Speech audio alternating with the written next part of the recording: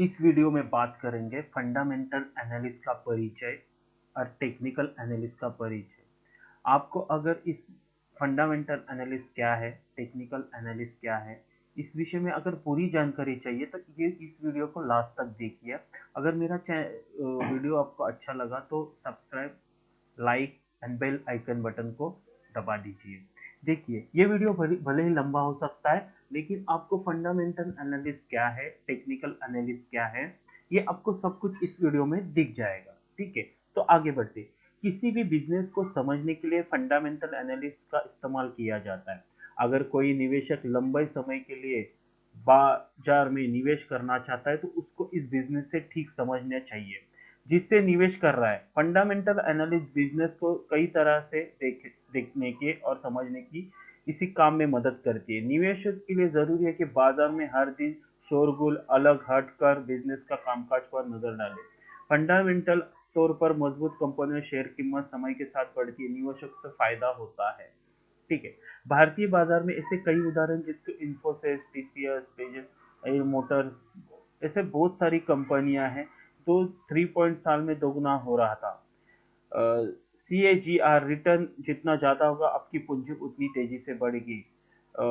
जिस कुछ कप में नियो 30% तक CGR है तो आपको समझ आया होगा कि फंडामेंटल और मजबूत कंपनी निवेश करने कितनी तेजी और कितना ज्यादा पैसा कमाया जा सकता है। नीचे दी गई ये स्टॉक चार्ट को देखकर आप अंदाजा लगा सकते हैं कि लंबे समय की संपत्ति कैसे बढ़ती है। याद रखिए, भारतीय बाजार में कई उदाहरण है जो सिर्फ 3 उदाहरण दिए हैं। ठीक है, तो आगे के पॉइंट में डिस्कस करते हैं। आपको लग सकता है कि मैं सिर्फ अच्छे अच्छे चार्ट दिखा रहा हूँ। आप सोच रहे होंगे कि बाकी के स्टॉक लिस्ट चार्ट कैसे दिखेंगे, इनको भी देखिए। ठीक है, आगे देखते हैं। पैसे डुबाने वाले बहुत सारे उदाहरण में सिर्फ 3 हैं। पैसे कमाने के लिए जरूरी है कि आप कमाई कराने वाली और नुकसान कराने वाली कंपनी में फर्क पहचान सके। कमाई कराने वाली हर कंपनी में कुछ गुण होते हैं जो उनको अलग से दिखाते हैं। फंडामेंटल जब आप एनालिसिस करते हो तो आपको ये दिख जाएगा। इसी तरह पैसा डुबाने वाली कंपनियां भी कुछ खास पहचान होती है। अच्छा निवेशक उसे पहचान लेते हैं। जैसे कि पहचान करने में फंडामेंटल एनालिसिस टेक्निक और आपको सही पन्ने पन्ने को पहचान कर लंबे समय के निवेश पर भरोसा देती है। फंडामेंटल एनालिसिस बहुत जरूरी होता है। ठीक है, क्या मैं फंडामेंटल एनालिस्ट बन सकता हूँ क्या? आगे का टॉपिक है, क्या मैं फंडामेंटल एनालिस्ट बन सकता हूँ क्या? हाँ, आप बिल्कुल बन सकते हैं। ये एक गलत फहमी है कि सिर्फ चार्टेड अकाउंट या कॉमर्स बैकग्राउंड वाले लोग ही अच्छे फंडामेंटल एनालिस्ट बन सकते हैं। एक अच्छा फंडामेंटल एनालिस्ट बनने के लिए आपको बस कुछ चीजों को सीखनी होगी। ठीक है, वित्तीय स्टेटमेंट को समझना होगा। ठीक है, फंडामेंटल एनालिस्ट बनना है तो वित्तीय स्टेट को समझना होगा। हर बिजनेस को उसकी इंडस्ट्री के परिप्रेक्ष्य के साथ समझना होगा। जरूरी गणित को जानना होगा। ठीक है, इस अध्याय में हमने ऊपर से लिस्ट में से पहली 2 चीजों को सीखेंगे जिसमें फंडामेंटल एनालिस्ट आ सके। ठीक है, मुझे टेक्निकल एनालिसिस आती है, फंडामेंटल एनालिसिस समझने की क्या जरूरत है? देखिए, फंडामेंटल एनालिसिस और टेक्निकल एनालिसिस दोनों डिफरेंस है। तो मुझे टेक्निकल एनालिसिस आती है तो फंडामेंटल एनालिसिस की क्या जरूरत है? ठीक है, टेक्निकल एनालिसिस आपको छोटे फायदे दिलाती है। देखिए, ध्यान रखिए, टेक्निकल एनालिसिस आपको छोटे फायदे दिलाती है। ये आपको बाजार में एंट्री एग्जिट सही समय बताती है, लेकिन संपत्ति को बढ़ाने का सही तरीका नहीं है। आप अमीर तभी बन सकते हैं जब आप अच्छा लॉन्ग टर्म निवेश करेंगे। देखिए, फंडामेंटल एनालिसिस लॉन्ग टर्म के लिए किया जाता है और टेक्निकल एनालिसिस शॉर्ट टर्म के लिए जाता है। वैसा अच्छा ही होगा कि आप टेक्निकल एनालिसिस और फंडामेंटल दोनों का इस्तेमाल करें। इस समझने के लिए एक बार फिर से मोटर्स के चार्ट पर नजर डालते हैं। ठीक है, आपको चार्ट दिखा रहेगा।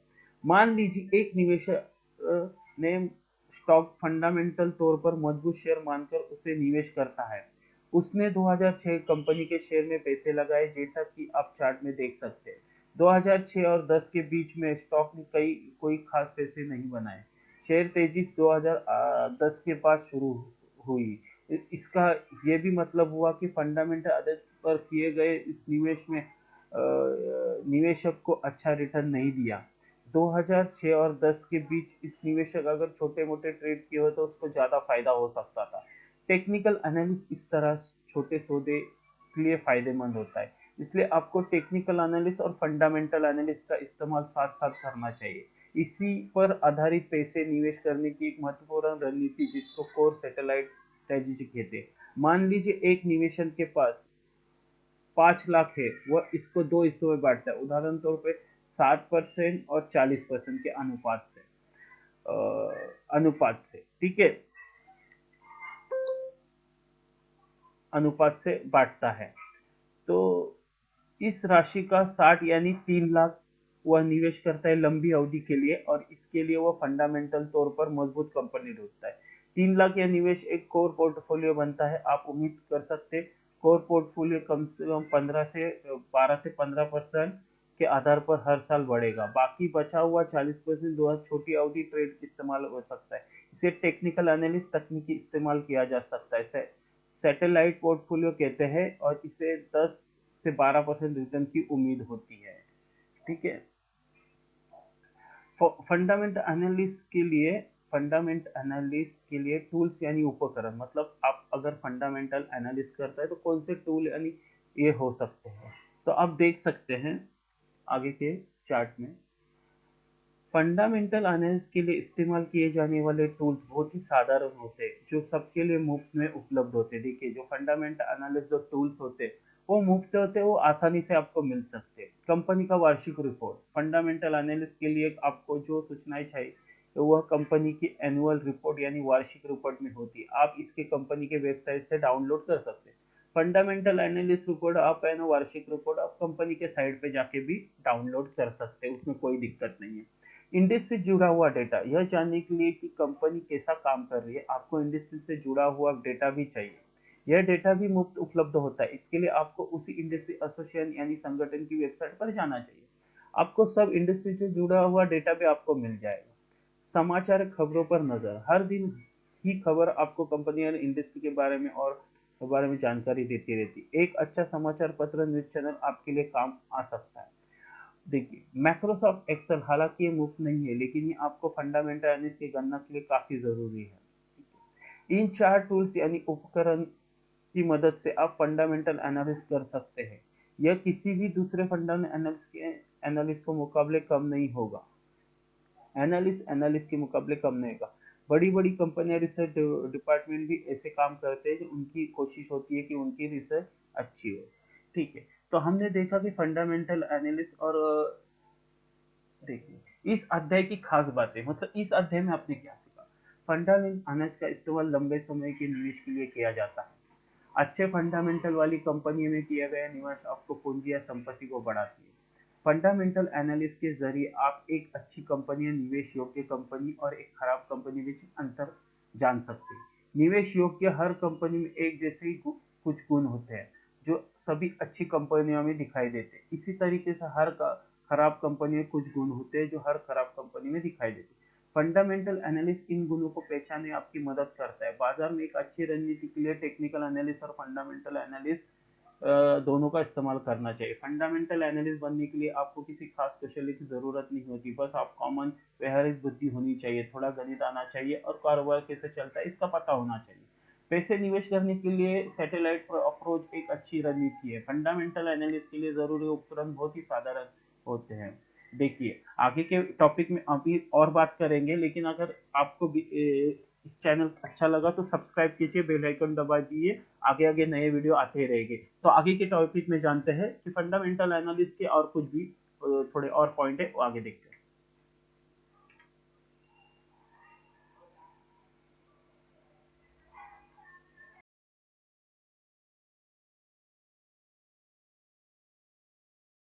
निवेश की सोच, ठीक है।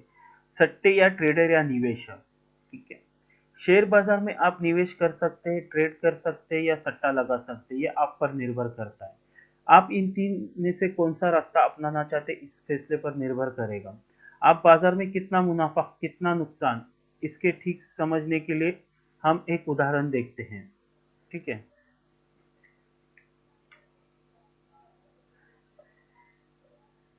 आरबीआई रिजर्व ऑफ इंडिया अगले 2 दिनों में अपनी मुद्रा नीति, इसको ठीक से समझने के लिए आपको उदाहरण देखते हैं। आरबीआई यानी रिजर्व बैंक ऑफ इंडिया अगले 2 दिनों में अपनी मुद्रा नीति पॉलिसी की घोषणा करने वाला है। मुद्रास्फीति इन्फ्लेशन की दर का ज्यादा होने की वजह से आरबीआई पिछली 4 बार मुद्रा नीतियों में ब्याज दरें बढ़ा चुका है।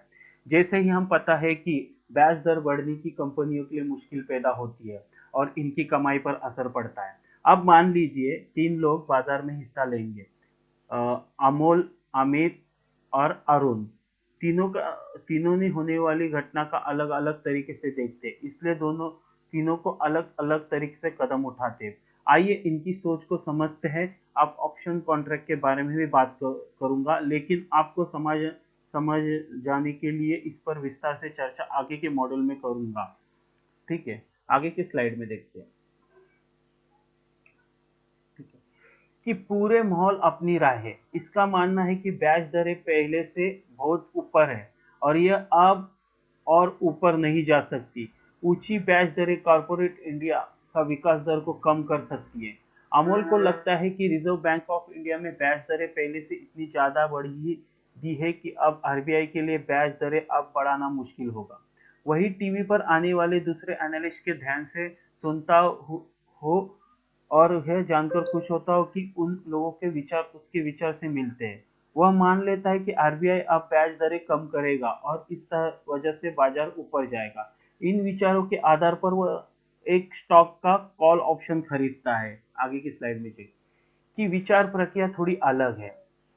अमित मानता है कि आरबीआई से रेट करने की उम्मीद करनी सही नहीं है।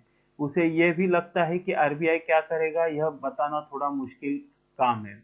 अमोल यह भी देखता है कि बाजार में बहुत ज्यादा उठपटक हो रही है और उसकी राय में ऑप्शन कॉन्ट्रैक्ट बाजार में बहुत ऊंचे प्रीमियम पर बिक रहे हैं। अपने पिछले अनुभव के आधार पर वो जानता है कि जैसे आरबीआई अपने ब्याज दरों की घोषणा करेगा, बाजार की उठपटक वोलेटिलिटी कम हो जाएगी। अपने इन विचारों के आधार पर वो निफ्टी कॉल ऑप्शन के 5 लॉट खरीदता है और उसे ही आरबीआई की घोषणा करेगी वो इस लॉट बेचने का इरादा रखता है। गिरीश के पास 12 स्टॉक और एक पोर्टफोलियो जिसने उसने 2 साल होल्ड कर रखा है। हालांकि वो अर्थव्यवस्था पर करीबी नजर रखता है, लेकिन आरबीआई क्या करेगा इस पर उसका कोई विचार नहीं है। वो इसको लेकर चिंतित नहीं है कि पॉलिसी से क्या निकलता है, क्योंकि वह जानता है कि वह अपने स्टॉक को लंबे समय के लिए रखने का इरादा रखता है। उसको लगता है कि मुद्रा नीति एक छोटे समय की घटना है, लंबे समय में बाजार पर इसका कोई असर नहीं पड़ेगा। और अगर उसके पोर्टफोलियो पर कोई असर पड़ता भी है तो उसके पास समय भी है और धीरज भी है, वह अपने शेयर को होल्ड करता है। ठीक, आगे के टॉपिक में बात करेंगे कंपाउंडिंग का असर, द कंपाउंडिंग इफेक्ट। गिरीश ने अपने निवेश से बने रहने का फैसला क्यों किया और छोटे समय के मार्केट में उठपटंग के बावजूद उसने कोई कदम क्यों नहीं उठाया। यह समझने के लिए हमें समझना होगा कि पैसा कंपाउंड कैसा होता है। सरल भाषा में कंपाउंड का अर्थ होता है कि पहले साल की कमाई को अगर दूसरे साल में फिर से निवेश कर दिया जाए तो पैसा तेजी से बढ़ता है। उदाहरण तौर पर यह मान लीजिए कि आपने 100 रुपया निवेश किया है जो कि 20% की रफ्तार हर साल बढ़ता है। याद रखें कि इसे CAGR भी कहते हैं। पहले साल के अंत में आपके पास 120 हो जाएंगे। अब आपके पास 2 विकल्प है, 20 के अपने मुनाफे को निवेश रहने दे और अपने 100 के प्राथमिक निवेश के साथ भी बढ़ने दे, 20 के मुनाफे को निकाल ले। ठीक है, अगर आपने 20 का मुनाफा उसी निवेश के साथ रहने दिया तो दूसरे साल में अंत तक आपका 120 रुपया बढ़कर 144 हो जाएगा और तीसरे साल में अंत तक 173 होएगा। यह इसी तरह से बढ़ता जाएगा। अब इसकी तुलना कीजिए 20 साल का मुनाफा निकालने के लिए स्थिति में अगर आपने 20 का मुनाफा निकाल लिया होता और हर साल भी आप इसे निकालते रहते तो तीसरे साल तक आपको 60 रुपए मिलते, जबकि निवेशक रहकर तीसरे साल तक आप अपने पास 173 हो जाते। आपको कुल 13 रुपए का फायदा हो रहा था, जो 60 के मुकाबले 21.7% ज्यादा होता है। ऐसा सिर्फ इसलिए होता है कि आपने अपना पैसा वहां निवेश करने के लिए छोड़ दिया, उसी को कंपाउंडिंग का असर कहते हैं। अब इसको और थोड़ा समझने के लिए नीचे चार्ट देखते हैं। यह चार्ट दिखाता है कि 100 का निवेश एक 20% की दर से 10 साल में बढ़कर कितना होता है। आप देखेंगे कि 100 6 साल में 300 हो जाता है, जबकि 300 से 600 तक पहुंचने में सिर्फ 4 साल लगे हैं।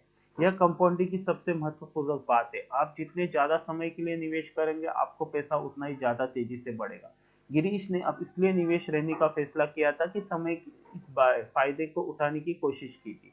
फंडामेंटल एनालिसिस के आधार पर किया गया हर निवेश लंबे समय के लिए छोड़ दिया जाना चाहिए। एक निवेशक को यह विचारधारा अपनानी चाहिए। निवेश क्यों निवेश से फायदा होता है? क्या निवेश से फायदा होता है? Does investing work? हाँ, आप एक पौधे के बारे में सोचिए। अगर आप उसे पानी, खाद और समय देंगे तो क्या वह बढ़ेगा? बिल्कुल बढ़ेगा। इसी तरीके से एक अच्छे बिजनेसमैन बारे में सोचना चाहिए। अगर उसकी बिक्री अच्छी हो रही है, मुनाफा अच्छा हो रहा है और नए प्रोडक्ट आ रहे हो, तो मैनेजमेंट अच्छा हो, तो उससे अपनी कंपनी के शेयर भी जरूर बढ़ेगा। कुछ मामलों में यह बढ़ोतरी में देरी हो सकती है। यदि यदि यदि कि आइश एक स्टॉक का चार्ट जो हमने पिछले अध्याय में दिखाया था, लेकिन फिर भी बढ़ेगा जरूर। भारत ही नहीं, दुनिया भर के बाजारों में यही चीज बार बार हुई। किसी एक अच्छी कंपनी में जिसके निवेश करने वाले गुण है, निवेश करना हमेशा फायदे का सौदा होता है। बस यह ध्यान रखिए कि आपको छोटी मोटी उथल पुथल से या कुछ समय की उथल पुथल से घबराना नहीं है। ठीक है। कंपनी के निवेश करने के लायक गुण क्या होते हैं? जैसा कि कंपनी में निवेश क्यों करें, उसके लायक गुण क्या होते हैं, ये भी जैसा कि हमने पिछले अध्याय में भी कहा था, निवेश निवेश करने के लायक हर कंपनी के कुछ गुण होते हैं जो दिखाई देते हैं। ये उन गुणों को दो हिस्सों में बांटा जाता है। कंपनी की गुणवत्ता के हिसाब से और आंकड़ों के हिसाब से फंडामेंटल एनालिसिस में इन दोनों का अध्ययन किया जाता है। वैसे ही अपने निवेशक के लिए आंकड़ों से ज्यादा कंपनी की क्वालिटी पर भरोसा करता है। क्वालिटी या गुणवत्ता से जुड़े गुण बिजनेस को वह हिस्सा होते हैं जो आंकड़े नहीं होते। ठीक है। मैनेजमेंट की पृष्ठभूमि, वह लोग कौन हैं जो कंपनी को चला रहे हैं, उनका बैकग्राउंड क्या है, अनुभव क्या है, उन्हें पढ़ाई लिखाई क्या की है, उन्हें बिजनेस चलाना आता है या नहीं, उनके खिलाफ कोई आपराधिक मामला है या नहीं। यदि देखिए, मैनेजमेंट जो भी मैनेजमेंट कंपनी का मैनेजमेंट करती है, उसके बारे में पूरी जानकारी चाहिए। ठीक है। पृष्ठभूमि क्या है, उसका बैकग्राउंड क्या है, ये सब कुछ जानना बहुत जरूरी है। बिजनेस नीतियाँ कैसी है, कंपनी की बिजनेस नीति कैसी है, क्या मैनेजमेंट किसी तरीके घोटाले में है, घुसखोरी में है, या इसी बिजनेस नीतियाँ से जुड़ा है जिनका नैतिक रूप से गलत है। देखिए, बिजनेस नीति कुछ गलत काम तो नहीं कर रहा है, कंपनी पे हेरा फेरी तो नहीं कर रहा है, कोई घुसखोरी तो नहीं कर रहा है, इन सभी नीतियों से जुड़ा नैतिक रूप से गलत है या नहीं, ये जानना बिजनेस नीतियों में आता है। कारपोरेट गवर्नेंस, ठीक है, डायरेक्टर की नियुक्ति, कंपनी का ढांचा, पारदर्शिता जैसी चीजों। देखिए, corporate governance, minority share holder, ठीक है, कंपनी अपने माइनॉरिटी शेयर होल्डर से किस तरह का बर्ताव करती है, क्या कंपनी उनकी होती है, ख्याल रखती है क्या, जैसे कि मैं छोटे निवेशकों का वो ध्यान रखती है कि नहीं, ये सब कुछ एक पॉइंट में बताते जा रहा हूँ, आप खाली सुनते जाइए। अपने शेयरों की खरीद फरोख्त, क्या कंपनी के प्रमोटर छुप छुप कर अपने शेयर खरीदने बेचने में जुटे हैं, खरीद बेचने में जुटे, ये भी ध्यान रखना है कि कंपनी की खरीद फरोख्त, मतलब कंपनी के प्रमोटर छुप छुप कर अपने शेयर खरीदने बेचने में जुटे हैं कि नहीं, ये भी ध्यान देना होगा। Retail party transaction, related party transaction, क्या कंपनी अपने निवेशकों को नुकसान देते हुए अपने करीबी लोगों को और अपने जाने वाले वित्तीय फायदा पहुंचाने वाले काम कर रही है, जैसे प्रमोटर, रिश्तेदार, दोस्त या और दूसरे लोग जो कंपनी के करीब हैं। प्रमोटर का वेतन, क्या मैनेजमेंट अपने आप को एक मोटी तनख्वाह दे रहे हैं? प्रमोटर्स का वेतन, क्या मैनेजमेंट अपने आप को एक मोटी तनख्वाह दे रहा है और साथ ही मुनाफे का एक बड़ा हिस्सा भी? शेयर में ऑपरेटर की मौजूदगी, क्या कंपनी के शेयर में असाधारण उतार चढ़ाव आता है, खासकर तब जब मैनेजमेंट खुद शेयर बाजार में खरीदी बिक्री कर रहा हो? शेयरधारक, कंपनी के बड़े शेयर होल्डर कौन है, किन लोगों के पास कंपनी के 1% से ज्यादा शेयर है, ये भी बहुत जाननी होगी। राजनीतिक नजदीक, क्या कंपनी और इसके प्रमोटर किसी खास राजनीतिक पार्टी के करीब है? क्या ये बिजनेस राजनीति की मदद की वजह से चल रहा है? प्रमोटर का रहन सहन, क्या प्रमोटर बहुत दिखावे वाली जिंदगी जी रहे हैं? क्या वह हर जगह अपनी दौलत का दिखावा कर रहे हैं? ठीक है, ऊपर दी गई चीजों में से कोई भी चीज अगर सही नहीं है तो यह एक खतरे की निशानी है। उदाहरण के लिए, अगर एक कंपनी बार बार रिलेटेड पार्टी ट्रांजैक्शन कर रही है तो साफ दिखाता है कंपनी पक्षपात कर रही है और बुरी नीतियां नीतियां अपना रही है। यह कंपनी के भविष्य के लिए अच्छा नहीं है। भले ही कंपनी अच्छा हो और मोटा मुनाफा कमा रही हो, लेकिन जिस दिन बाजार को कंपनी की इन हरकतों के बारे में पता चलेगा, उस दिन लोग शेयर बेचेंगे और कंपनी शेयर भाव काफी नीचे आ सकते हैं। इसलिए यह जरूरी है कि निवेशक केवल मुनाफे की ओर ध्यान ना दे, बल्कि यह भी देखे कि कंपनी कॉर्पोरेट गवर्नेंस या बाकी चीजों कैसी हैं। वैसे गुणवत्ता से जुड़ी कुछ चीजों को जानना आसान नहीं होता, लेकिन एक अच्छा निवेशक कंपनी वार्षिक रिपोर्ट को पढ़कर, मैनेजमेंट इंटरव्यू को देखकर, खबरों को जानकर इन चीजों के बारे में पता कर सकता है। हम इस मॉडल में आगे इन चीजों का पर विस्तार से चर्चा करेंगे। आंकड़ों से जुड़े मुद्दे कंपनी के वित्तीय नीतियों नीतियों में दिखते हैं। कुछ आंकड़े आपके आपस पे होते हैं और कुछ आपको ढूंढने पड़ते हैं। जैसे इन्वेंट्री, कैश नगद कितना है, या आपको पता चल जाएगा, लेकिन इन्वेंट्री नंबर ऑफ डेज आपको नहीं दिखेगा, लेकिन इसकी गणना करना जरूरी होता है। शेयर बाजार के आंकड़ों को बहुत महत्व देता है। इन आंकड़ों में जो जरूरी चीजें वह है, आगे देखते हैं। चलो, मुनाफा और इसकी वृद्धि देखिए। मुनाफा कितना हो रहा है, इसकी वृद्धि कितनी हो रही है। मार्जिन और इसकी वृद्धि कितनी हो रही है। ठीक है, दोनों, मुनाफा कितना हो रहा है, इसकी वृद्धि कितनी है, और मार्जिन और इसकी वृद्धि कितनी हो रही है। ठीक है, कमाई और इसकी बढ़ोतरी, खर्चे देखो, कमाई कितनी हो रही है और इसकी बढ़ोतरी कितनी हो रही है। खर्चे, कामकाज की कुशलता, कामकाज कैसा हो रहा है, उसकी कुशलता क्या है। कीमत तय करने की स्वतंत्रता चाहिए, कीमत तय करने की स्वतंत्रता, टैक्स से जुड़े मामले, dividend, cash flow, short term और लॉन्ग टर्म कर्ज, वर्किंग कैपिटल, एसेट में वृद्धि, नया निवेशक, फाइनेंशियल रेशियो। यह लिस्ट और भी लंबी है। वास्तव में हर सेक्टर की अपनी अलग लिस्ट होती है। उदाहरण के लिए आगे देखेंगे इस अध्ययन की मुख्य बातें। इस अध्याय में आपने क्या पढ़ा? ठीक है, एक ट्रेडर और एक निवेशक की विचारधारा अलग अलग होती है। एक निवेशक को अपनी विचारधारा निवेशक वाली बनानी होती है, तभी वो अच्छे से निवेश कर सकता है। एक निवेशक बाजार में लंबे समय तक निवेश रहना चाहिए, तभी कंपाउंडिंग का फायदा उठा सकता है। देखिए, जितना लंबे समय के लिए आप निवेश करेंगे उतना ही कंपाउंड का फायदा हो सकता है। पैसे दोगुने होने की रफ्तार निवेशित रहने की अवधि के साथ ज्यादा तेजी से बढ़ती है। आप जितने समय तक निवेशित रहते हैं उतना ही कंपाउंडिंग का फायदा पाते हैं। मतलब आप जितना लॉन्ग टर्म के लिए निवेश करते हैं उतना ही आपको फायदा होता है। हर निवेशक को कंपनी की गुणवत्ता और आंकड़ों के हिसाब से आंकना चाहिए। हर निवेशक को कंपनी की गुणवत्ता क्या है, उसके आंकड़े क्या है, ये जानना बहुत जरूरी है। ठीक है, गुणवत्ता से जुड़े मुद्दों को जांच के लिए आंकड़ों की जरूरत नहीं होती है, बल्कि कंपनी की जानकारी जुटानी होती है। गुणवत्ता से जुड़े मुद्दों की जांच के लिए आंकड़ों की जरूरत नहीं होती, बल्कि कंपनी की जानकारी जुटानी होती है। आंकड़ों से जुड़ी जानकारी जुटाने के लिए कंपनी के उपलब्ध आंकड़ों की अ, जांच करनी पड़ती है जांच करनी पड़ती है। फाइनेंशियल स्टेटमेंट यानी वित्तीय स्टेटमेंट इसका सबसे महत्वपूर्ण स्रोत है।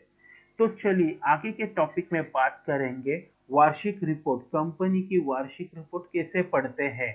ठीक है,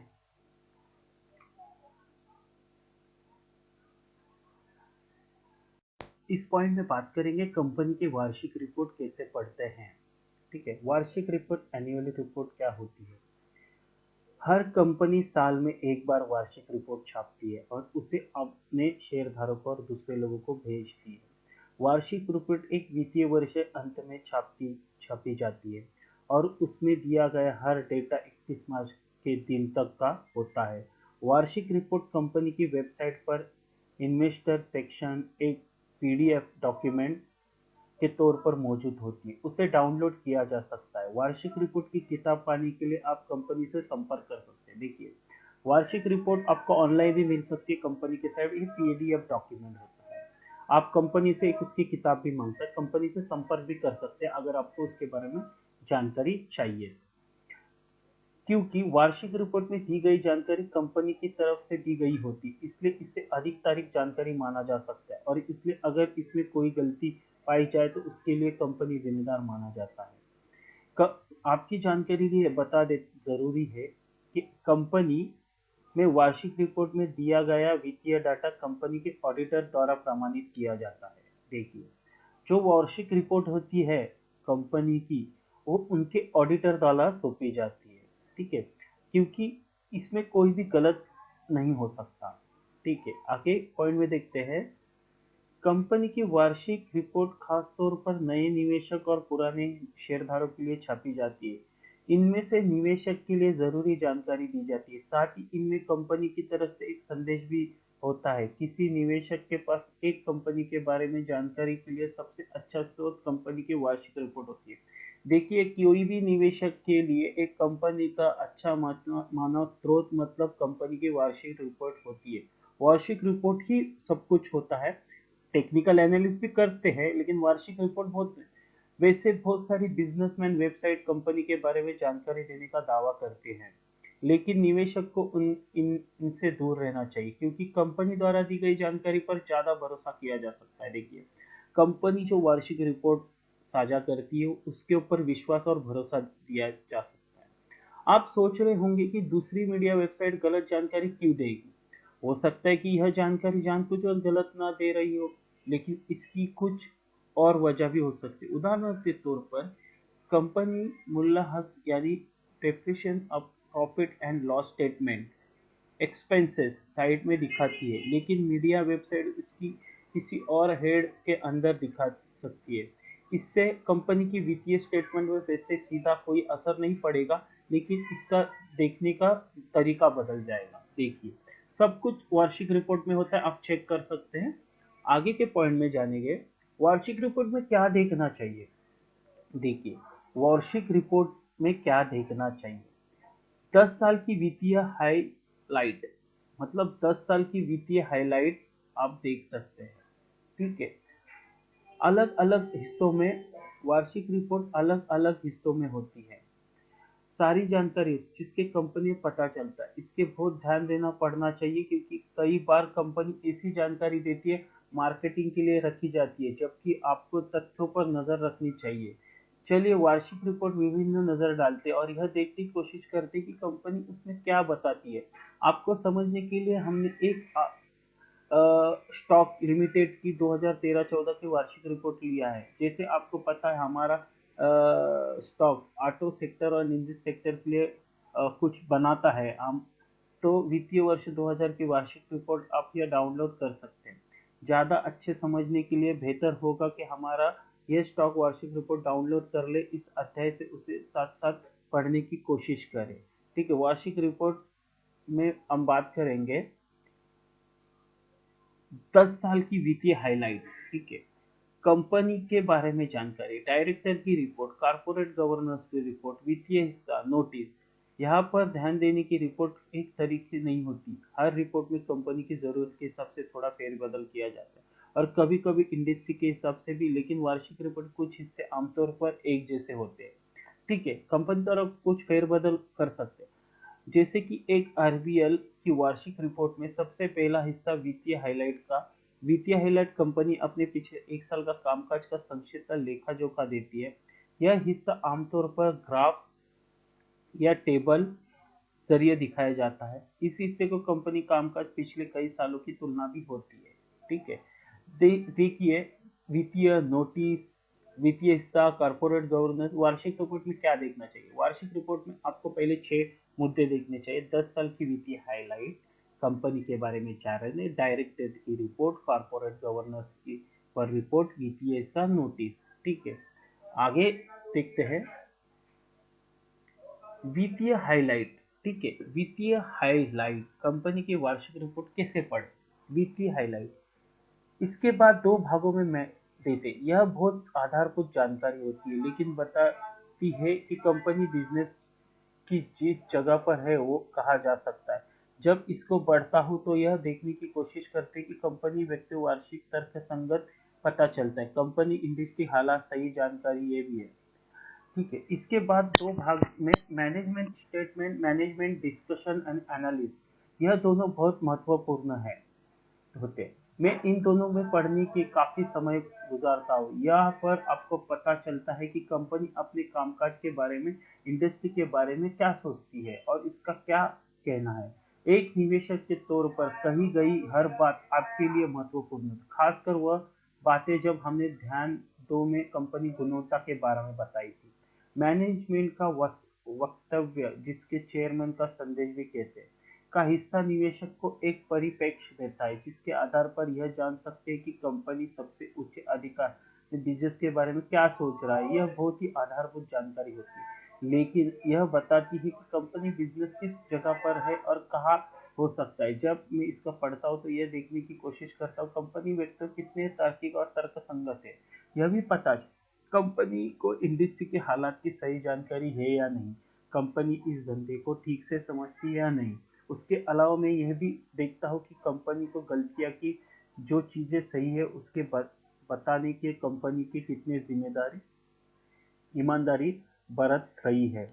यह पर मुझे एक जानी मानी चाय कंपनी के चेयरमैन के संदेश याद आती है, जिसने मैंने उनकी वार्षिक रिपोर्ट में पढ़ा था। उस संदेश में चेयरमैन ने कहा था कंपनी की आय 10% की रफ्तार से बढ़ेगी, लेकिन उनका पूरा पिछला डेटा यह बताता था कि कंपनी की आय कभी भी 4 या 5% से ज्यादा नहीं रही थी। ऐसे में 10 की रफ्तार से आमदनी बढ़ने का दावा करना एक हवाई दावा था। यह साफ था कि कंपनी के सबसे बड़े अधिकारी को बाजार सही स्थिति की जानकारी नहीं थी, इसलिए मैंने उस कंपनी की निवेश नहीं करने का फैसला लिया। बाद में मैंने जब अपने इस फैसले की समीक्षा की तो मुझे लगा कि मेरा फैसला सही था। अब नीचे दी गए स्टॉक वार्षिक रिपोर्ट पर मैनेजमेंट संदेह पर नजर डालिए। मैंने इस हिस्से को हाईलाइट किया जो मुझे बताती है कि कैसा पढ़ना चाहिए। ठीक है, देखिए इसके बाद अगला आता है मैनेजमेंट डिस्काउंट, आरबीएल। ठीक है, उसके बाद कंपनी आमतौर इंडस्ट्री पर आते हैं। अभी आगे का टॉपिक बात करते हैं वित्तीय स्टेटमेंट। वित्तीय स्टेटमेंट, ठीक है, वित्तीय स्टेटमेंट वार्षिक रिपोर्ट का अंतिम हिस्सा कंपनी को वित्तीय स्टेटमेंट होता है। आप शायद ही समझते होंगे कि वित्तीय स्टेटमेंट के वार्षिक रिपोर्ट का सबसे महत्वपूर्ण हिस्सा होता है। वित्तीय स्टेटमेंट के 3 भाग होते हैं।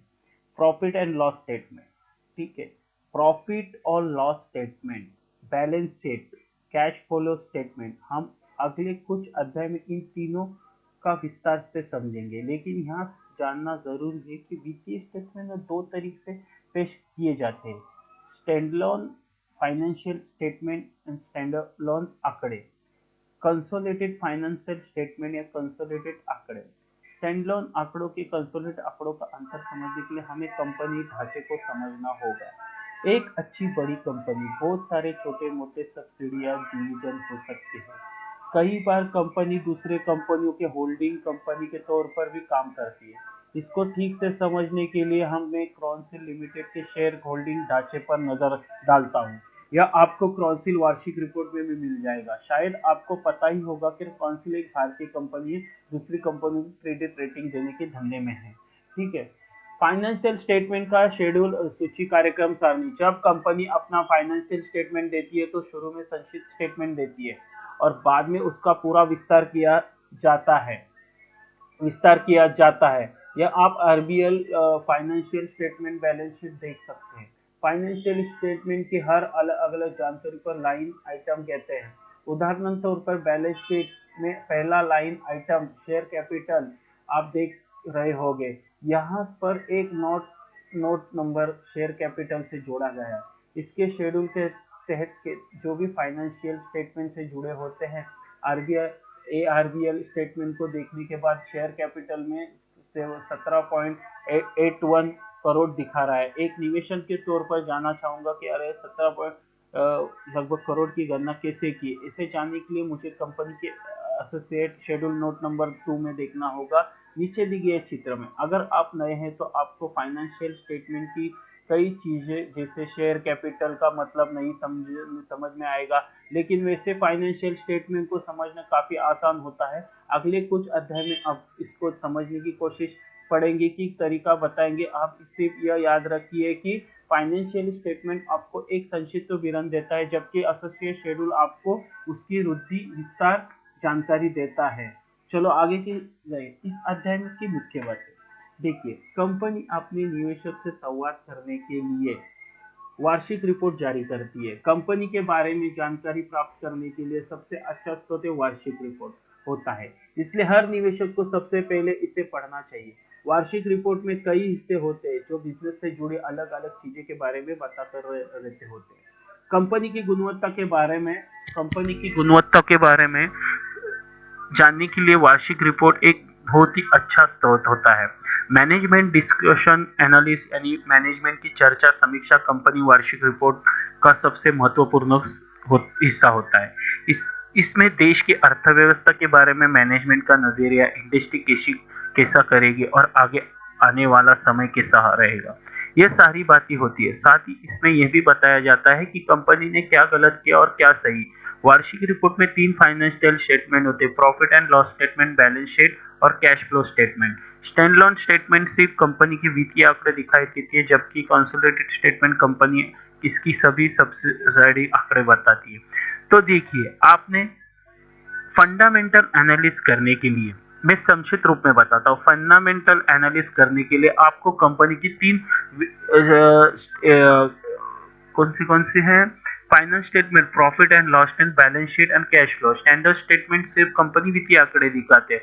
तो ऐसे में आप जान सकते हैं कि फाइनेंशियल फंडामेंटल एनालिसिस के लिए आपको महत्वपूर्ण होता है कि अब क्या कंपनी की बैलेंस शीट चेक करें, कंपनी काम कैसी कर रही है, कंपनी में कुछ गलत तो नहीं हो रहा है। आपको सब कुछ इसके साइड पे आपको मिल जाएगा। और आपको न्यूज समाचारों पर भी ध्यान देना होगा, डायरेक्टर की भी बातों पर आपको ध्यान होगा।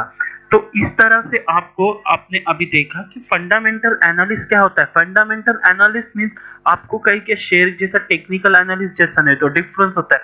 आपको सब कुछ उनके कंपनी के साइड पे सब कुछ शो होगा। ठीक है, तो आगे देखेंगे। अभी अपने फंडामेंटल एनालिसिस के बारे में पूरी स्वतंत्र रूप से चर्चा की है, और आप देख सकते हैं आगे के टॉपिक में हम देखेंगे कि टेक्निकल एनालिसिस क्या होता है, टेक्निकल एनालिसिस के क्या फायदे होते हैं और क्या नुकसान होते हैं। देखो टेक्निकल, ठीक है।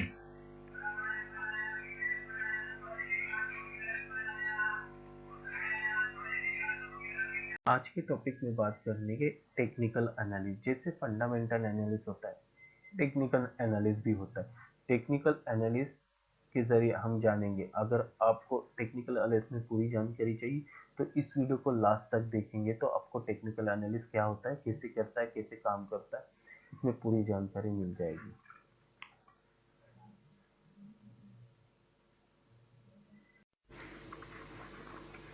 पिछले मॉडल में हमने स्टॉक मार्केट के बारे में ज़रूरी जानकारी प्राप्त कर ली है। अब हमें पता है कि स्टॉक मार्केट में सफल होने के लिए एक अच्छे रिसर्च के आधार पर अपना नज़रिया तैयार रखना ज़रूरी है। एक अच्छे नज़रिया का मतलब है कि बाजार की दिशा अंदाजा तो ही, साथ में कुछ जानकारी भी हो, जैसे शेयर की कीमत जिस पर उसे खरीदा और बेचा जाना चाहिए। चलो आगे की स्लाइड में चेक करते हैं। ठीक है, संक्षिप्त रूप देखिए। संजय शेयर की वो कीमत जिस पर उसे खरीदा और बेचा जाना चाहिए। ठीक है, रिस्क ले कितना है, ठीक है, कितना फायदा हो सकता है, शेयर का होल्डिंग पीरियड कितना है। टेक्निकल एनालिस्ट टीए यानी टीए वो तकनीकी है जो आपको इन सारे सवालों के जवाब दे सकती है। इसके आधार पर शेयर और इंडेक्स दोनों पर नजरिया तैयार कर सकते हैं। साथ ही एंट्री यानी बाजार में प्रवेश करने का सही समय, एग्जिट यानी निकलने का सही समय और रिस्क के हिसाब से अपना सौदा भी फाइनल कर सकते हैं। रिसर्च की सारी तकनीक की तरह टेक्निकल एनालिसिस की अपनी एक विशेषता है जो कई बार काफी मुश्किल लग सकती है, लेकिन टेक्निकल टेक्नोलॉजी इसको कुछ आसान बना देती है। देखिए, टेक्निकल रिसर्च कुछ कठिन हो सकता है, लेकिन इसकी कुछ विशेषता होती है और इसको आसान बना देती है। इस मॉडल में हमने इस विशेषता को समझने की कोशिश करेंगे। टेक्निकल एनालिसिस शेयर मार्केट में क्यों जरूरी है उसके, ठीक है। हाँ, एक उदाहरण तौर पे हम समझते हैं, ठीक है। टेक्निकल एनालिसिस क्या है? टेक्निकल एनालिसिस क्या है? एक उदाहरण से समझते। कल्पना कीजिए कि आप विदेश में छुट्टी बना रहे हैं, एक ऐसे देश में जहाँ भाषा, मौसम, रहन-सहन, खाना सब कुछ आपके लिए नया है। पहले दिन आप दिन भर घूमते हैं और शाम तक आपको जोर की भूख लग जाती है। आप एक अच्छा खाना खाना चाहते हैं। आपको पता चलता है कि पास की एक जगह है जहाँ खाने-पीने की कई मशहूर दुकानें हैं। आप उस आजमाने का फैसला करते हैं। वहाँ जाकर आपको बहुत सारी दुकानें दिखती है और वहाँ बिक रही हर चीज़ अलग-अलग मज़ेदार दिखती है। अब आप असमंजस है क्या खाया जाए। आप लोगों से पूछ भी नहीं सकते क्योंकि भाषा आपको नहीं आती। ऐसे में जब आप क्या करेंगे? ठीक है। विकल्प, ठीक है। विकल्प एक, आप पहली दुकान पर जाएंगे, देखेंगे कि वह क्या पक रहा है, पकाने के लिए वो किन किन चीज़ों का इस्तेमाल कर रहा है, उसके पकाने का तरीका क्या है, और हो सके तो थोड़ा सा चक्कर भी देखिए। तब आप तय कर पाएंगे कि यह चीज़ आपके खाने की अच्छी है या नहीं। जब यह काम आप हर विक्रेता के साथ करेंगे, तब आपकी पसंद की जगह ढूंढ पाएंगे और मनपसंद चीज़ खा पाएंगे। इस तरह के फायदा यह आप पूरी तरह से संतुष्ट रहने की आप क्या खा रहे हैं, क्योंकि क्योंकि इसको खाने के लिए आपने खुद रिसर्च की है। लेकिन दिक्कत ये है कि अगर 100 से ज़्यादा दुकान है तो आप हर दुकान में खुद चेक नहीं कर पाएंगे। अगर ज़्यादा दुकान है तो आपके लिए भी मुश्किल हो सकती है। समय की कमी के आपके लिए मुश्किल खड़ी कर सकती है, क्योंकि आप कुछ ही दुकानों तक जा पाएंगे। ऐसे में संभव है कि आप सबसे अच्छी चीज़ की छूट जाए। विकल्प दो, ठीक है। आप एक जगह खड़े होकर पूरे बाजार पर नजर डालें। यहाँ देख की कोशिश करें कि किस दुकान पर सबसे ज्यादा भीड़ लगी है और सबसे ज्यादा बिक्री हो रही। इस तरह से आप अनुमान लगा सकते हैं कि उस दुकान में जरूरी अच्छा खाना मिल रहा होगा, तभी वहाँ इतनी भीड़ है। अपने अनुमान के आधार पर उस दुकान पर जाएंगे और वहाँ खाना खाएंगे। इस तरह की इस बात की संभावना ज्यादा होगी कि आप उस बाजार का सबसे अच्छा खाना मिल सके। इसी तरह आपको फायदा यह है कि अधिक से अधिक दुकानों की जल्दी से खोज पाएंगे और सबसे ज्यादा वाली भीड़ दुकान पर दाव लगाकर अच्छा खाना पाने की उम्मीद कर सकते हैं। मुश्किल यह है कि हो सकता है कि भीड़ पसंद गलत हो और आपको हर बार अच्छा खाना ना मिले। इस दोनों विकल्प को पढ़कर आपको समझ में आ ही गया होगा कि पहला विकल्प फंडामेंटल एनालिसिस के जैसा है, जहाँ पर आप खुद कंपनी के बारे में गहराई से रिसर्च करते हैं और फंडामेंटल एनालिसिस के बारे में विस्तार से अगले मॉडल में चर्चा करेंगे। विकल्प तो ज़्यादा करीब है। टेक्निकल एनालिसिस के यहाँ पर आप पूरे बाजार के मौके तलाशते हैं, यह देखते हुए कि बाजार इस समय किधर जा रहा है और बाजार की पसंद क्या है। टेक्निकल एनालिस्ट तकनीकी बाजार में मौजूद सभी कारोबारियों की पसंद को देखते हुए ट्रेडिंग मौके ढूंढे जाते हैं। बाजार के ज्यादातर कारोबारियों की पसंद क्या है, इसको पहचानने के लिए शेयर या इंडेक्स के चार्ट को देखा जाता है। कुछ समय बाद चार्ट में एक पैटर्न बन जाता है और उस पैटर्न को देखकर आप बाजार के संकेत समझ सकते हैं। टेक्निकल एनालिस्ट का काम है कि वो इस पैटर्न को समझे और अपना नजरिया बनाए। किसी भी दूसरे रिसर्च टेक्निक की तरह टेक्निकल एनालिस्ट में भी बहुत सारी चीजों को मानकर चलना पड़ता है। टेक्निकल एनालिस्ट के आधार पर ट्रेड करने वाले लोगों को इन धारणाओं को में दिमाग में रखकर ट्रेड करना पड़ता है। हमें जैसे जैसे आगे बढ़ेंगे, आप इस धारणाओं के बारे में विस्तार से समझेंगे। फंडामेंटल एनालिसिस और टेक्निकल एनालिसिस में बेहतर कौन है, इस पर कई बहस होती है, लेकिन वास्तव में बाजार में सबसे अच्छी टेक्निक जैसी कोई चीज नहीं होती। हर टेक्निक की मजबूतियाँ और कमजोरी होती है। दोनों टेक्निक अलग अलग है और उनके बीच तुलना करने में जैसा कुछ नहीं है। एक समझदार ट्रेडर वह है जो दोनों टेक्निक को जानता हो और उनके आधार पर अपने लिए अच्छी कमाई मुके। एक ट्रेडर को दोनों टेक्निकल एनालिसिस और फंडामेंटल एनालिसिस दोनों। ठीक है, आगे चेक करते हैं। ट्रेड के किसी मौके से कितनी उम्मीद रखें, ट्रेड में किसी मौके से कितनी उम्मीद रखें। ठीक है, देखिए, कई लोग यह सोचकर बाजार में आते हैं कि टेक्निकल एनालिसिस के रास्ते बाजार में जल्दी से बहुत सारा पैसा कमा लेंगे, लेकिन सच्चाई यह है कि ना तो आसान है और ना ही जल्दी पैसा बनाने का रास्ता है। यहाँ इस सही कि अगर टेक्निकल एनालिसिस ठीक से किया जाए तो बड़ा मुनाफा मिल सकता है, लेकिन उसके लिए आपको बहुत सारी मेहनत करनी होगी और यह तकनीकी सीखनी होगी। अगर आप टेक्निकल एनालिसिस के रास्ते जल्दी जल्दी बहुत सारा पैसा बनाना चाहते हैं तो हो सकता है कि आप बहुत बड़ा नुकसान हो जाए। जब बाजार बहुत सारे पैसे डूब जाते हैं तो आमतौर पर लोग इसका सारा जिम्मा टेक्निकल एनालिसिस पर डाल देते हैं, जबकि ट्रेडर की गलती पर नजर नहीं डालते। इसलिए जरूरी कि टेक्निकल एनालिसिस के आधार पर ट्रेड करने से के पहले अपनी उम्मीदों को काबू में रखो। चलो हम 4 पॉइंट इसमें डिस्कस कर। टेक्निकल के किसी मौके को कैसी उम्मीद रखें, मतलब टेक्निकल किसी मौके से कितनी उम्मीद रखें। 4 सौदा। टेक्निकल एनालिसिस का सबसे अच्छा उपयोग है शॉर्ट टर्म सौदे पहचाने। देखो, टेक्निकल एनालिसिस जब आप करते तो शॉर्ट टर्म मौके को पहचानना पड़ता है। टेक्निकल आधार पर लंबे समय के निवेश के मौके मत तलाशें, मतलब टेक्निकल आधार पर आप अगर शेयर को शॉर्ट टर्म में लेते हैं तो उसको लंबे समय के लिए मत आजमाइए। ठीक है, लंबे निवेश के मौकों के लिए आपको फंडामेंटल एनालिसिस ठीक होती है। हाँ, अगर आप फंडामेंटल एनालिसिस और फंडामेंटल एनालिसिस के जरिए निवेश करते तो खरीदते या सही समय एंट्री पॉइंट और बेचे सही समय के लिए टेक्निकल एनालिसिस का सहारा ले सकते हैं। देखो, कहाँ एंट्री लेनी चाहिए, कहाँ एग्जिट लेनी चाहिए, इसमें टेक्निकल एनालिसिस शॉर्ट टर्म के लिए बहुत बेहतर होता है, लेकिन फंडामेंटल एनालिसिस लॉन्ग टर्म के लिए बहुत अच्छा आता है। दूसरा पॉइंट डिस्कस करेंगे, हर सौदे से होने वाली हर सौदे से होने वाली कमाई। ठीक है, रिटर्न पर ट्रेड, क्योंकि ये टेक्निकल आधारित सौदे कम समय वाले होते हैं। देखिए, टेक्निकल आधारित सौदे कम समय वाले होते, इसलिए बहुत बड़े मुनाफे की उम्मीद ना रखें। टेक्निकल आधारित अपन जो भी करते हैं उसकी बहुत बड़ी मुनाफे नहीं होते। टेक्निकल में सफलता के लिए जरूरी है कि आप लगातार जल्दी जल्दी छोटे छोटे सौदे कर सके, उनमें से मुनाफा कर ले। टेक्निकल आधारित आप है ना शॉर्ट टर्म के लिए कर सकते, कम समय के लिए और जल्दी जल्दी सौदे करके ज्यादा कमा सकते हैं। तीसरा पॉइंट डिस्कस करेंगे हम, होल्डिंग पीरियड।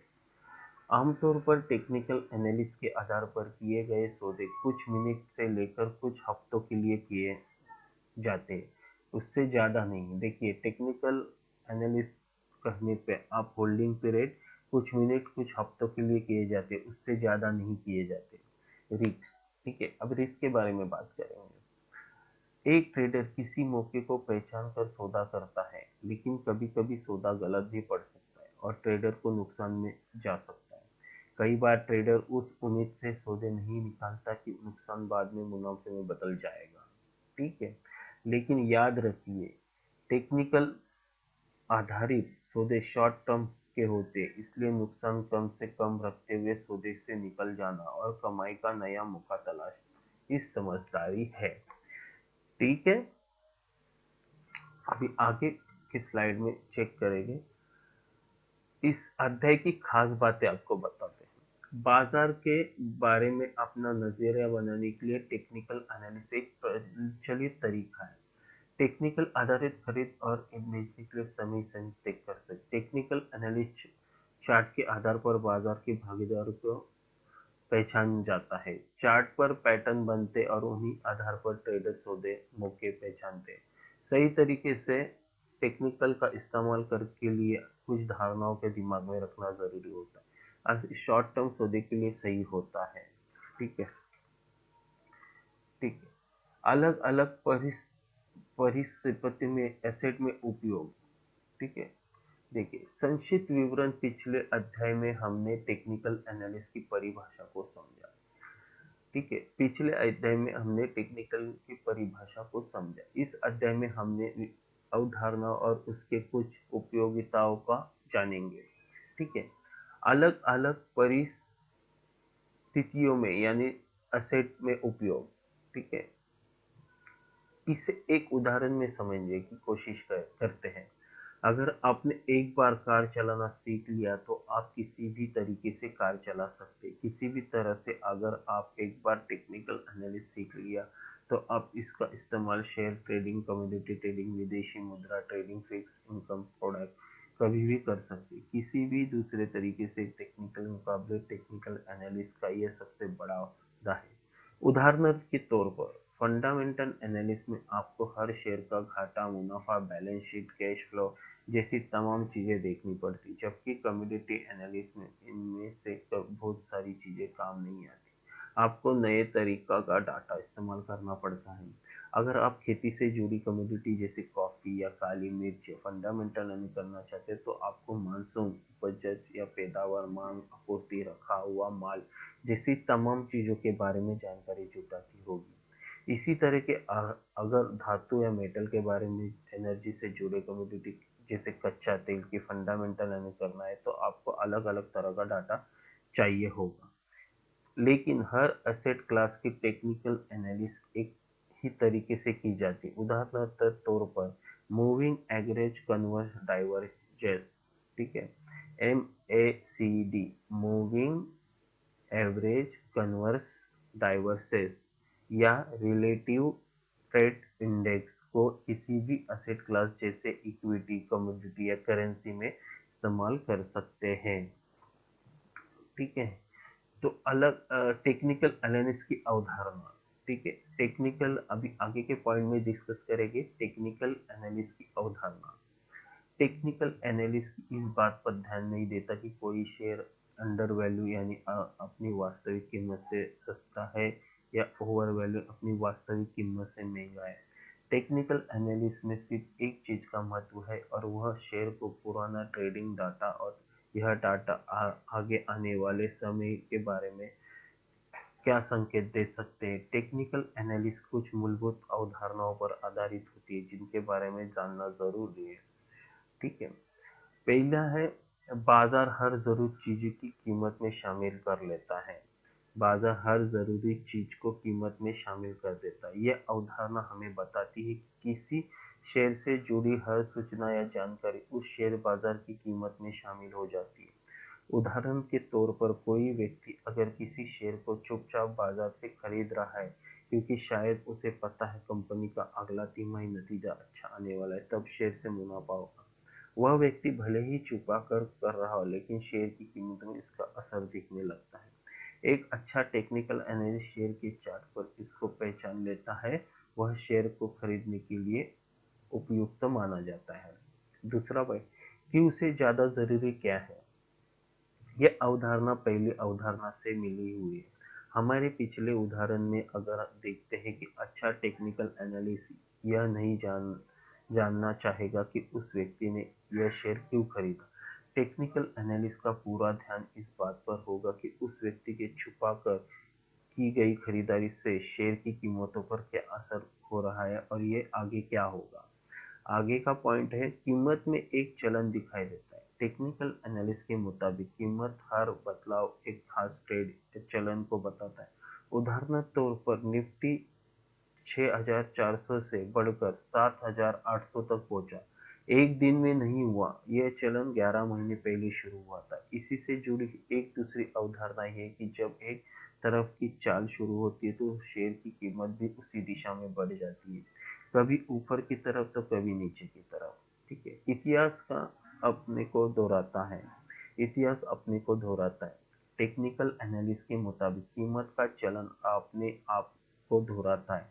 ऐसा इसलिए होता है कि बाजार के तरीके प्रतिक्रिया देता है, इसलिए शेयर की कीमत एक ही तरफ से चलती है। उदाहरण के तौर पर ऊपर जा रहे बाजार का हर खिलाड़ी किसी भी कीमत पर शेयर खरीदना चाहता है, भले ही वो शेयर कितना भी महंगा हो। इसी तरह से गिरते हुए बाजार में वह किसी भी कीमत पर बेचना चाहते हैं, भले ही शेयर की कीमत वास्तविक कीमत से बहुत सस्ती हो। या इंसान की इसी आदत से वजह से इतिहास को अपना दोहराता है। ठीक है। टेक्निकल के अवधारणा दें। आगे के स्लाइड में हम चेक करें बाजार पर नजर रखने का तरीका। बाजार पर नजर कैसे रखें, ठीक है, हम लोग आगे के चार्ट में भी देखेंगे। देखिए, भारतीय शेयर बाजार सुबह 9:15 से 3 साढ़े 3 बजे तक खुला रहता है।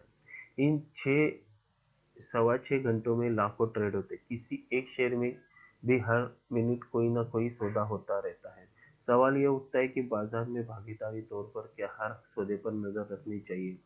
इस पर गहराई से नजर डालने के लिए हम एक काल्पनिक शेयर की बात करते हैं। नीचे के दिए गए चित्र डालकर हर बिंदुओं को एक ट्रेड को दिखलाता है। अगर हम हर सेकंड होने वाले हर सौदे का इस ग्राफ पर दिखाएंगे तो इस ग्राफ में कुछ नहीं दिखेगा, इसलिए यहाँ केवल कुछ महत्वपूर्ण बिंदु दिखाई देते हैं। डेली ट्रेड पैटर्न, देखिए आपको मैंने पैटर्न दिखाया, डेली ट्रेड पैटर्न, ठीक है। बाजार सुबह 9:15 बजे खुला, शाम को 3:30 बजे बंद हुआ। बाजार का रुख समझने के लिए इस दौरान जितने भी ट्रेड हुए उन सबको देखने के बजाय उनका एक संक्षिप्त विवरण देख लेना ही काफी होगा। मतलब बाजार को पूरा देखने की जरूरत नहीं, बाजार ओपन का हुआ, लो कितना हुआ, हाई कितना हुआ, क्लोज कितने पे हुआ, ठीक है। हाँ, देखिए, अगर हम बाजार पर नजर तरीका भाग टू, देखिए, अगर हम बाजार में ओपन यानी खुलने की कीमत, हाई सबसे ऊंची कीमत, लो यानी सबसे नीची कीमत, क्लोज यानी अंतिम कीमत देख तो हम बाजार का एक मोटा मोटी सार मिल जाएगी, ठीक है। ओपन कीमत यानी खुलने की सही कीमत, जब बाजार खुलता है तो सही समय होने वाला पर ट्रेड उस समय होने वाले पहले ट्रेड या सौदे की कीमत ओपन कीमत होती है। हाई यानी सबसे ऊंची कीमत, उस दिन की सबसे ऊंची कीमत जिस पर सौदा हुआ है। सबसे नीचे दिन की सबसे नीची कीमत जहाँ पर, ठीक है। बंद के समय कीमत यानी क्लोज, दिन के आखिरी सौदे में जो कीमत रहती है, कीमत काफी महत्वपूर्ण मानी जाती है, क्योंकि इससे पता चलता है कि दिन में शेयर कितना मजबूत रहा। अगर बंद कीमत ऊपर है खुलने वाली कीमत से तो तेजी का दिन माना जाता है। इसी तरह अगर बंद समय की कीमत और खुलने के समय से कीमत से नीचे तो मंदी का दिन माना जाता है। क्लोज या बंद की कीमत अगले दिन के लिए संकेत के तौर पर भी देखा जाता है और इसे बाजार का मूड कहा जाता है। इसलिए OHLLC सी यानी क्लोज सबसे महत्वपूर्ण होता है। टेक्निकल एनालिसिस में इन चारों कीमतों को देखा जाता है, ठीक है। ये देखा जाता है, इनको चार्ट पर डाला जाता है।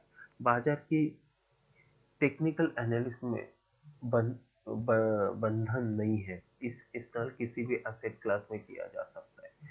टेक्निकल में कुछ खास अवधारणा होती है। बाजार की कीमत में सब जानकारियां शामिल होती है।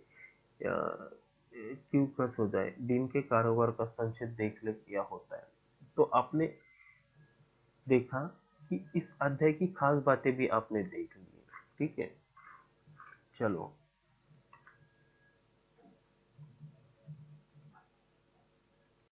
अब हम जानते हैं कि बाजार के एक्शन को संक्षिप्त में देखने का सबसे अच्छा तरीका ओपन, हाई, लो, क्लोज। अब हम देखना है कि किस तरीके चार्ट पर सारी सूचनाएं सबसे अच्छे तरीके से देखी जा सकती है। अगर चार्ट की टेक्निक अच्छी नहीं है तो फिर चार्ट देखना थोड़ा मुश्किल हो सकता है। किसी भी दिन ट्रेडिंग में चार सबसे जरूरी सूचना होती है। OHLC, अगर हम 10 दिन के चार्ट को देखेंगे तो हमें 40 डाटा पॉइंट देखने होंगे। तो अब आप समझ गए होंगे, अगर हमें 6 महीने के लिए यह उससे भी ज़्यादा 1 साल के लिए चार्ट देखना है तो कितने ज़्यादा डाटा पॉइंट देखने होंगे। अब तक आप अनुमान लगा चुके होंगे आमतौर पर इस्तेमाल किए जाने वाले चार्ट कैसे कॉलम में चार्ट पाई, चार्ट एरिया और टेक्निकल एनालिसिस में काम नहीं आते। इसमें केवल एक चार्ट टेक्निकल एनालिसिस में काम आता है, वो लाइन चार्ट होता है, ठीक है। ऐसा इसलिए होता है कि आमतौर पर इस्तेमाल किए जाने वाले चार्ट सिर्फ डाटा पॉइंट देखते हैं, जबकि टेक्निकल एनालिसिस में कम से कम 4 डाटा पॉइंट देखना जरूरी है। चार्ट के कुछ प्रकार होते हैं, ठीक है। Line chart, bar chart and जापानी कैंडल स्टिक, ठीक है। जब हम कैंडल चार्ट पर ज़्यादा जानकारी प्राप्त करेंगे, लेकिन करेंगे, लेकिन पहले समझ लेते कि लाइन चार्ट, बार चार्ट का इस्तेमाल क्यों नहीं करते। ठीक है, लाइन चार्ट सबसे सीधी और आसान चार्ट होती है। इससे केवल एक डाटा पॉइंट होता है और उस पर हाई चार्ट तैयार किया जाता है। टेक्निकल एनालिसिस में सिर्फ एक चीज के लिए लाइन चार्ट बनाया जाता है, क्लोजिंग प्राइस को लेकर। ये चार्ट शेयर का भी हो सकता है, इंडेक्स का भी। हर दिन क्लोजिंग प्राइस के लिए एक चार्ट पर एक बिंदु बनाया जाता है, जिसके बाद उस सारे बिंदुओं के लिए लाइन से जोड़ दिया जाता है। इससे लाइन चार्ट बन जाती है। अगर हम 60 दिन का डाटा देख रहे हैं तो उस सारे दिनों को क्लोजिंग प्राइस को जोड़कर एक लाइन खींची जाती है। देख सकते हैं। लाइन चार्ट अलग अलग समय सीमा के लिए बनाया जाता होता है। महीने का लाइन चार्ट, हफ्ते का लाइन चार्ट, घंटे का लाइन चार्ट। अगर आप सप्ताह का लाइन चार्ट, तो आपको सप्ताह का क्लोजिंग प्राइस का एक चार्ट पर डालना होगा, उनको लाइन से जोड़ना होगा। लाइन चार्ट की सबसे बड़ी खासियत यह है कि बहुत सीधा और सरल होता है। कोई भी ट्रेडर इसको देखकर एक ट्रेड का पता लगा सकता है, लेकिन इसका सीधा सरल होना इसकी सबसे बड़ी कमजोरी भी है। लाइन चार्ट सिर्फ एक ट्रेड बन बता सकता है और कुछ नहीं। इसके अलावा लाइन चार्ट की दूसरी कमजोरी है कि सिर्फ क्लोजिंग कीमत आधार पर बनाया जाता है और दूसरा डाटा पॉइंट जैसे ओपन, हाई, लो पर ध्यान नहीं देता। इसलिए ट्रेडर अपनी लाइन चार्ट का इस्तेमाल ज़्यादा नहीं करते। ठीक है, बार चार्ट। ठीक है, हम बार चार्ट के बारे में करेंगे। उदाहरण तौर पर बार चार्ट के मुकाबले कुछ ज़्यादा डाटा डाला सकता है, जैसे ओ एच एल सी चारों को इसमें से दिखाए। एक बार चार्ट 3 हिस्से होते हैं। सेंटर बार का सबसे ऊंची कीमत यानी हाई दिखाता है, जबकि बार के नीचे का हिस्सा सबसे निचली कीमत यानी लो बताता है। टिक या ओपन यानी खोलने का समय वाली कीमत, बंद की कीमत। उदाहरण तौर पर मान लीजिए कि शेयर का डाटा यह है, 64, 70, 60, 68। इस डाटा कुछ ऐसा रहता है। देखिए, अभी ओपन 60 मतलब यहाँ ओपन हुआ। ठीक है, ओपन यहाँ हुआ। ठीक है, हाई यहाँ पे था 70 का, लो 60 का था, क्लोज 68 पे हुआ है। इस डाटा का बार चार्ट कुछ ऐसा दिखेगा। ठीक है, ऐसा था।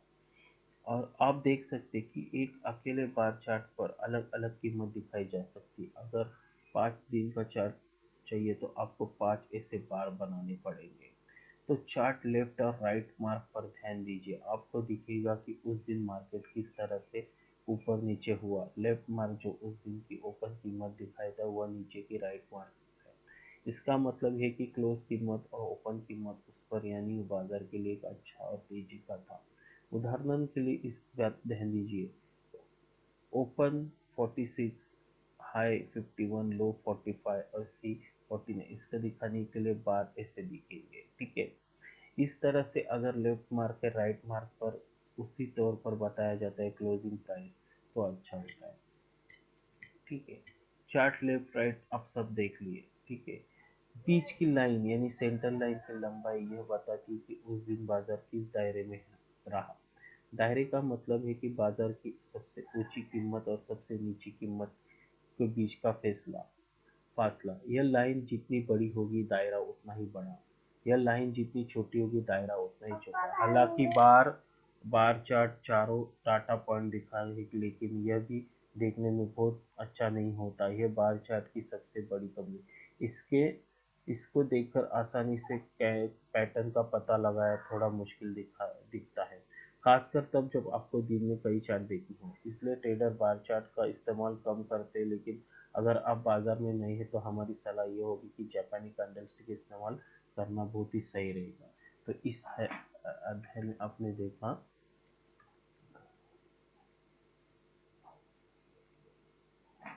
जापानी कैंडलस्टिक का इतिहास। आगे बढ़ने से पहले जापानी कैंडलस्टिक का इतिहास जान लेना अच्छा होगा। नाम आपको पता ही चल गया होगा।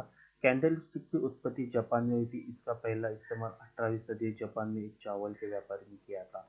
हालांकि जापान में कीमत की एनालिसिस करने के लिए इसका इस्तेमाल काफी पहले से ही हो रहा है, लेकिन पश्चिमी देशों में इसके बारे में कुछ भी पता नहीं था। यह माना जाता है कि 1980 में एक स्टीव निशन नाम के एक ट्रेडर ने इसे पाया और फिर दुनिया का इसका उपयोग और के काम का तरीका बताया। उसने इस पर एक किताब भी लिखी है, जैपनीज कैंडलस्टिक चार्टिंग टेक्निक। अभी यह किताब काफी लोकप्रिय है। कैंडलस्टिक टेक्निक से जुड़े सारे महत्वपूर्ण तथ्य। बार चार्ट ओपन और क्लोज जिसमें मार्क से तौर पर दिखाई जाती है वो बाएं और दाएं होती है, जबकि कैंडलस्टिक ओपन और क्लोज की मत जो कर आगे की रहती है दिखाई देती है। कैंडलस्टिक चार्टर बेरिश कैंडल यानी मंदी की कैंडल और तेजी की कैंडलस्टिक बुलिश कैंडल दोनों ही होती है। बुलिश कैंडल नीले हरे सफेद या बेरिश कैंडल लाल काले कैंडल में तौर पर दिखाई जाती है। वैसे आप रंगों को कभी भी बदल सकते हैं, ये आपने पसंद रंग डाल सकते हैं। टेक्निकल एनालिस्ट सॉफ्टवेयर आपका रंग बदलने की सुविधा देता है। इस मॉड्यूल में हमने बुलिश यानी तेजी के लिए नीले या बेरिश या मंदी के लिए लाल रंग कैंडल चुने हैं। सबसे पहले बुलिश कैंडल देखते हैं। बार चार्ट की तरह है कैंडल। सेंट्रल लेयर बॉडी मुख्य हिस्सा आयताकार यानी रेगुलेटर होता है और ओपन और क्लोज की मदद से जोड़ता है। अगर शेडो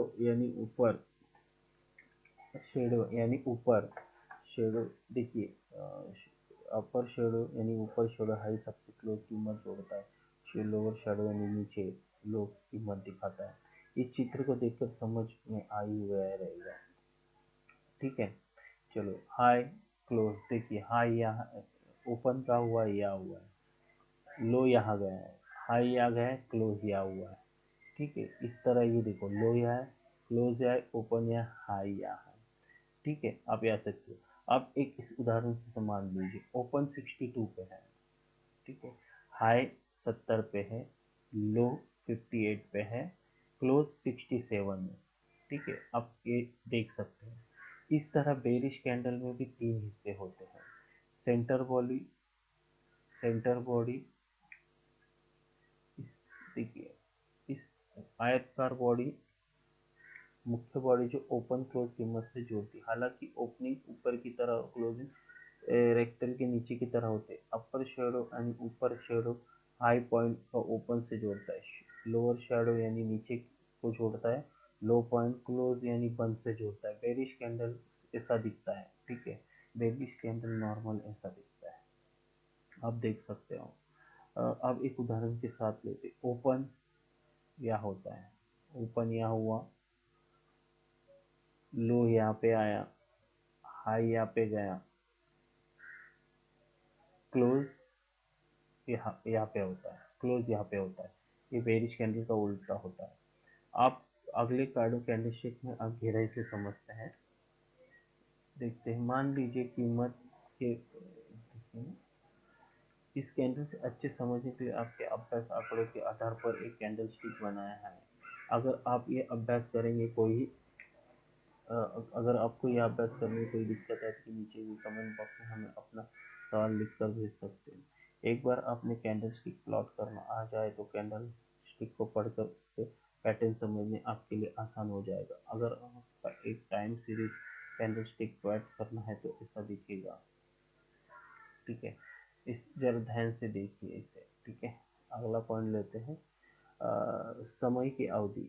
समय अवधि के टाइम फ्रेम इसके कहते हैं जिस समय के लिए आप चार्ट देखना चाहते हैं उसके लिए ट्राई समझिए। मानसिक या मंथली चार्ट, साप्ताहिक, वीकली चार्ट, दिन या daily chart, intraday chart, 30 minute, 15 minute, 5। समय अवधि अपनी जरूरत मुताबिक फेरबदल किया जाता है। उदाहरण तौर पर एक ट्रेडर एक ऊंचा भी देख सकता है और उसे जल्दी जल्दी सौदे करने होते हैं। अगर अलग अलग से भी कर सकते हैं। चलो जानते हैं समाधान। मानसिक, महीने के पहले दिन ओपन कीमत हाई, महीने की सबसे ऊंची कीमत, महीने की सबसे साप्ताहिक। जैसा कि आपने ऊपर सारी में देख सकते हैं कि जैसे आप समय की अवधि कम होती है, कैंडल की संख्या यानी डाटा पॉइंट बढ़ जाते हैं। आपको किसी समय अवधि चाहिए, इस पर निर्भर करता है कि आप किस तरह के ट्रेडर हैं। आंकड़ों या डाटा के आपको काम जानकारी भी दे सकते हैं, अगर बेजो जानकारी भी दे सकते हैं। एक ट्रेडर तौर पर आपको जानकारी या जरूरत से ज़्यादा जानकारी भी चुनाव करना होता है। आमतौर पर एक लंबी अवधि निष्ठे के साथ एक मानसिक चार्ट चाहिए, क्योंकि उसे उसके प्रयासों से ये होता है, ठीक है।